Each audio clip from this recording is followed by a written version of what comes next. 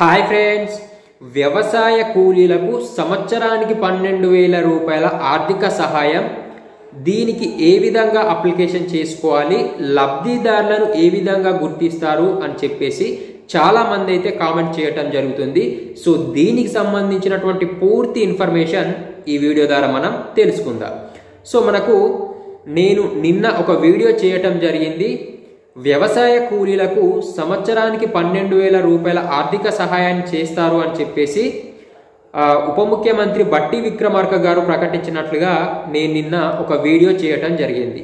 అయితే చాలామంది దీనికి కామెంట్ చేయటం జరుగుతుంది. ఏమని, ఈ స్కీమ్కు ఈ 12,000 ఆర్థిక సహాయానికి ఏ విధంగా అప్లికేషన్ చేసుకోవాలి, లబ్ధిదారులను ఏ విధంగా గుర్తిస్తారు అని చెప్పేసి చాలామంది కామెంట్ చేయటం జరుగుతుంది. అయితే దీనికి సంబంధించి ప్రభుత్వం అయితే ఎట్లాంటి అప్లికేషన్ ప్రాసెస్ని అయితే స్టార్ట్ చేయలేదు. డైరెక్ట్గా ప్రభుత్వం జనవరి 28 తారీఖు నుంచి వ్యవసాయ కూలీలకు 12,000 రూపాయల ఆర్థిక సహాయాన్ని చేస్తాము. ఈ జనవరి 28 తారీఖున మొదటి విడతగా 6,000 రూపాయలు వాళ్ళ ఖాతాలో జమ చేస్తాము అని చెప్పేసి ప్రకటించడం జరిగింది. కానీ దీనికి సంబంధించి దరఖాస్తు ప్రక్రియ కానీ లబ్ధిదారుల ఎంపికకు సంబంధించి కానీ ఎట్లాంటి విధి విధానాలు గైడ్ లైన్స్ అయితే ప్రభుత్వం ఇప్పటి వరకు ప్రకటించలేదు. కాకపోతే చాలా వరకు ఊహాగానాలు ఏమున్నాయి అని అంటే, కాంగ్రెస్ ప్రభుత్వం చేపట్టినటువంటి కులగణన సర్వే ఏదైతే ఉందో ఆ కులగణన సర్వే డేటా ఆధారంగా వ్యవసాయ కూలీలను గుర్తించి వాళ్ళకి ఈ 12,000 ఆర్థిక సహాయాన్ని అందచేస్తారు అని చెప్పేసి ఒక విధంగా ఉండటం జరిగింది.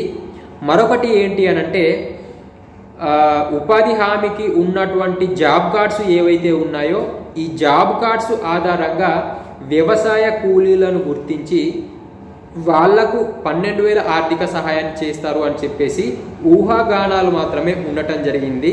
కానీ ప్రభుత్వం నుంచి ఎట్లాంటి స్పష్టమైన ప్రకటననైతే వెలువడలేదు.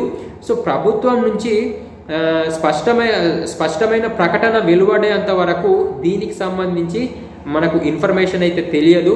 ఇవి కేవలం ఊహాగానాలు మాత్రమే. సో మరి దీనికి సంబంధించి ఎట్లాంటి ప్రకటన వెలువడినా వెంటనే మీకు వీడియో రూపంలో తెలియజేయటం జరుగుతుంది. సో ఫ్రెండ్స్, ఈ వీడియో మీకు పూర్తిగా అర్థమైందని నేను ఎక్స్పెక్ట్ చేస్తున్నాను. ఈ వీడియో కనుక మీకు నచ్చినట్లయితే ఒక లైక్ చేయండి. మన ఛానల్ని ఫస్ట్ టైం చూస్తున్న వాళ్ళు ఎవరైనా ఉన్నట్లయితే మన ఛానల్ని సబ్స్క్రైబ్ చేసుకోండి. ఈ వీడియో పైన మీ అభిప్రాయం ఏంటి అనేది ఖచ్చితంగా కామెంట్ రూపంలో తెలియచేయండి. వీడియో చూసే ప్రతి ఒక్కరూ లైక్ చేయండి.